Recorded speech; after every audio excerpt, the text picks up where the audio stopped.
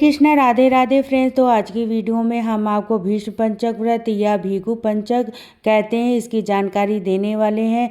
तो भीष्म पंचक व्रत होते हैं जो कार्तिक मास के आखिरी 5 दिनों में किए जाते हैं। जैसे अगर आप कार्तिक मास का कोई भी नियम व्रत पूजा या स्नान नहीं कर पाए हैं और अगर आप अंतिम 5 दिनों में ये पूजा या नियम या दीपदान कर लेते हैं तो आपको पूरे कार्तिक मास का फल मिलता है। तो पूरे कार्तिक मास का उद्यापन हमें कैसे करना है और अगर आप पंचभीगु व्रत कर रहे हैं तो इसका उद्यापन कैसे होगा, क्योंकि दोनों ही विधियां अलग हैं। और पंचभीगु दीपक हमें कैसे जलाने हैं तो संपूर्ण जानकारी मिलेगी, इसलिए वीडियो को पूरा देख लीजिएगा। तो फ्रेंड्स, जैसे कार्तिक मास में ना बहुत सारे लोग व्रत करते हैं पूरे महीने का, तो वो एक समय संध्या के समय पूजा के बाद अन्न ग्रहण कर लेते हैं। घर में जो भी दाल चावल रोटी सब्जी बनती है सात्विक भोजन वो ले लेते हैं। लेकिन अगर आप पंचभीगु व्रत कर रहे हैं जो कि कार्तिक मास के अंतिम 5 दिन का अगर आप इसका व्रत कर रहे हैं तो इसमें अन्न बिल्कुल भी नहीं खाया जाता है। इसमें आप केवल फलाहार करेंगे। देखिए, दिन में तो आप दूध फल ले सकते हैं और संध्या पूजा के बाद में आप कुट्टू सिंघाड़े के आटे से बनी चीज़ें ले सकते हैं और सेंधा नमक ही आपको लेना है। ठीक है, नॉर्मल जो हम डेली में नमक यूज करते हैं उसका सेवन नहीं करना है। और लाल मिर्च पाउडर की जगह पर काली मिर्च हरी मिर्च आप ले सकते हैं। ठीक है, और देखिए जो भी लोग व्रत नहीं कर रहे हैं ना वो केवल स्नान का अंतिम 5 दिनों में और दीपदान का नियम ले सकते हैं। तो ये दिया आपको सुबह में ब्रह्म मुहूर्त में जलाना है। ठीक है, तो देखिए लिए क्या सामग्री चाहिए होगा। सरसों का तेल चाहिए होगा और ना आंवला चाहिए होगा। सबसे ज़्यादा ज़रूरी है आंवला। तो आप आंवले को अच्छे से धो के पहले सुखा ले, पोंछ ले या कपड़े से, और इसके ना बारीक बारीक काट लेना है या फिर आप इसे कद्दूकस भी कर सकते हैं। और ये दिया ना सिर्फ कार्तिक मास के अंतिम 5 दिनों में ही जलाया जाता है। तो फ्रेंड, जो गंगा पुत्र भीष्म पितामह है ना उन्हें इस व्रत को किया था और उनकी इस व्रत से प्रसन्न होकर श्री कृष्ण भगवान ने ये वरदान दिया था कि कोई भी कार्तिक मास के अंतिम 5 दिनों में स्नान करेगा, दीपदान करेगा या व्रत करेगा तो उसे हर तरह की सुख प्राप्ति होगी, जीवन में दुखों का नाश हो जाएगा और अंत में मोक्ष की प्राप्ति जरूर होगी। ऐसा वरदान दिया हुआ था श्री कृष्ण भगवान ने। ठीक है, तो इसलिए कार्तिक मास के अंतिम 5 दिनों में बहुत ही ज़्यादा विशेष माना जाता है, बहुत खास माना जाता है। तो देखिए, राई आंवला और जो है गोला होता है, सूखा वाला जो गोला होता है उसे मैंने घिस लिया है और सारी चीज़ों को एक ही जगह पर हम इसे रख कर मिला लेंगे जिससे मुझे रोजाना यह जलाने में दिक्कत ना हो, सारी सामग्री मुझे एक ही जगह पर मिल जाए। तो आप 5 दिनों के हिसाब से कटोरी में एक जगह पर आप बना कर रख सकते हैं। अच्छा, एक ना सबसे बड़ा नियम है वो है व्रत का, या अगर आप ये दीपदान करने का नियम ले रहे हैं तो पूरे 5 दिन में आपको ब्रह्मचर्य का पालन जरूर करना है। तो इस बारे में बार बार आप मत पूछिएगा, क्योंकि इस व्रत का सबसे बड़ा नियम यही है। आपको शुद्धता पवित्रता का ध्यान रखना होगा। अच्छा, इन 5 दिनों में ना आप अपने घर के मंदिर में अखंड ज्योत अगर आप किसी भी मनोकामना से जलाते हैं पूरे 5 दिनों का, तो ये देवउठनी एकादशी से शुरू होकर और पंचभीगु व्रत और कब तक चलेगा, कार्तिक पूर्णिमा तक। ठीक है, तो 2025 में 1 नवंबर से ये व्रत शुरू होगा और 5 नवंबर को ये व्रत समाप्त होगा। ठीक है, अगले दिन मतलब कार्तिक पूर्णिमा के अगले दिन घर बनाया जाता है, चावलों से चिड़ी चिड़िया की कहानी सुनी जाती है, खिचड़ी का खीर का लड्डू गोपाल को भोग लगाकर फिर हम इस व्रत का पारण करते हैं। और अगर हमने इस 5 दिनों में कोई भी नियम लिया है स्नान का, दीपदान का, व्रत का, तो उद्यापन में ना हमें क्या करना है, आखिरी में जो कि 5 तरह के चीज़ें हमें ब्राह्मण या ब्राह्मणी को दान करनी है।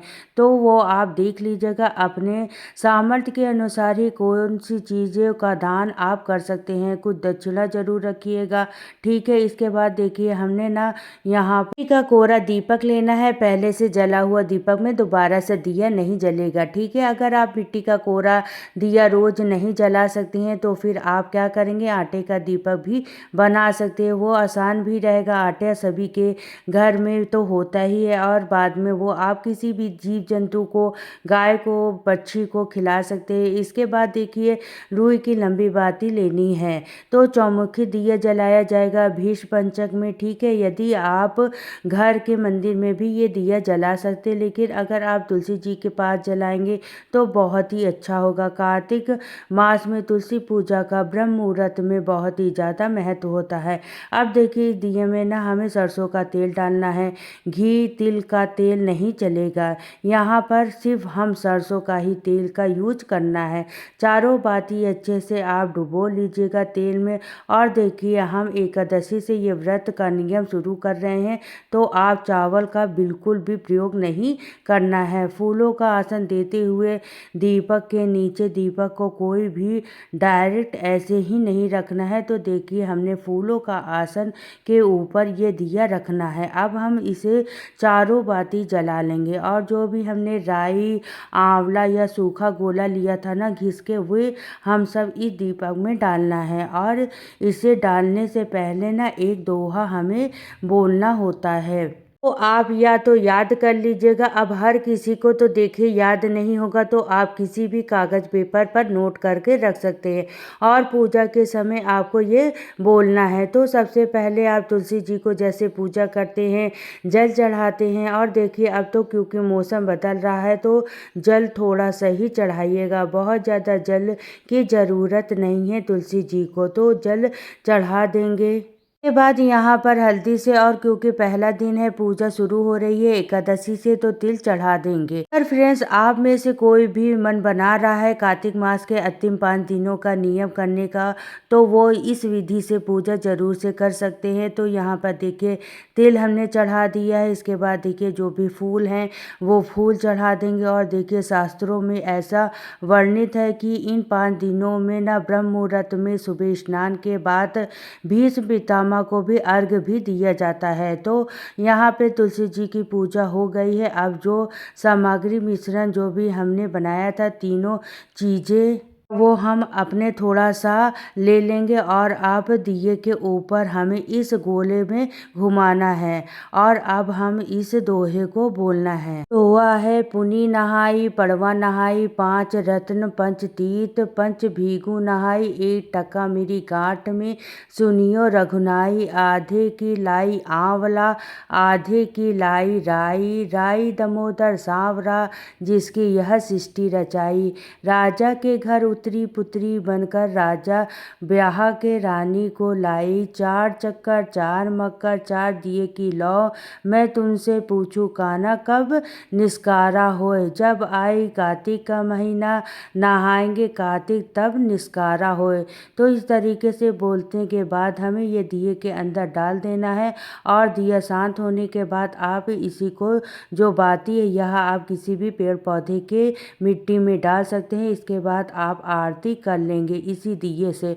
और देखिए कार्तिक के अंतिम 5 दिनों में अगर आप किसी भी मनोकामना से अपने घर के मंदिर में अखंड ज्योत जलाते हैं, तो मानिए ऐसा है कि वो आपकी मनोकामना आपकी ज़रूर पूर्ण होगी।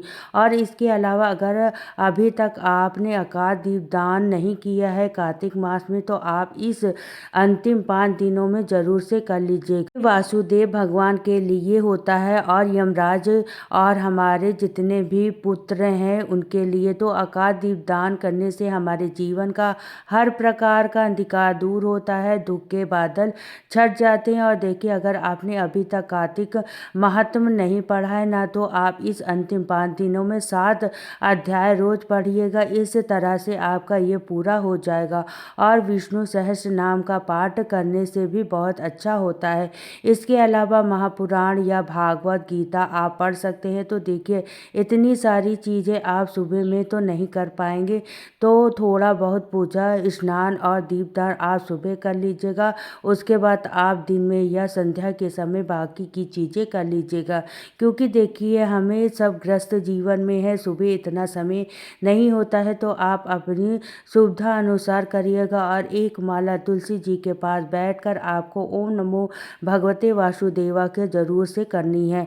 बाकी की अगर आप आप माला करते हैं तो वो आप शाम के समय या दिन में कभी भी कर सकते हैं। तो कार्तिक मास का उद्यापन जिसमें आप ब्राह्मणी को भोजन या फिर आप सामान दान कर सकते हैं, लेकिन जो भी भीष्म पंचक करेंगे उन्हें आखिरी में 5 चीज़ों का दान करना है दक्षिणा के साथ। ठीक है, तो मैंने आपको अच्छे से बता दिया है हर चीज़, और जितनी ज़्यादा हो सके इन अंतिम 5 दिनों में श्री कृष्ण भगवान की भक्ति करें, नाम जाप करें, हरि नाम कीर्तन करें, भक्तों का संग करें, तुलसी पूजा जरूर करें। ठाकुर जी अगर आपके घर में है तो उनकी डेली पूजा सेवा अच्छे से करें। शालिग्राम भगवान है तो उन्हें स्नान, उनको तुलसी दल जरूर चढ़ाइएगा। और देखिए, तुलसी की लकड़ी का दीपदान भी आप कर सकते हैं विष्णु भगवान के सामने, और रविवार के दिन भी आप तुलसी की लकड़ी पहले से तोड़ कर रख ले तो आप उन्हें जला सकते हैं, हवन भी कर सकते हैं, दीपदान भी कर सकते हैं, लेकिन एकादशी के दिन या रविवार के दिन तुलसी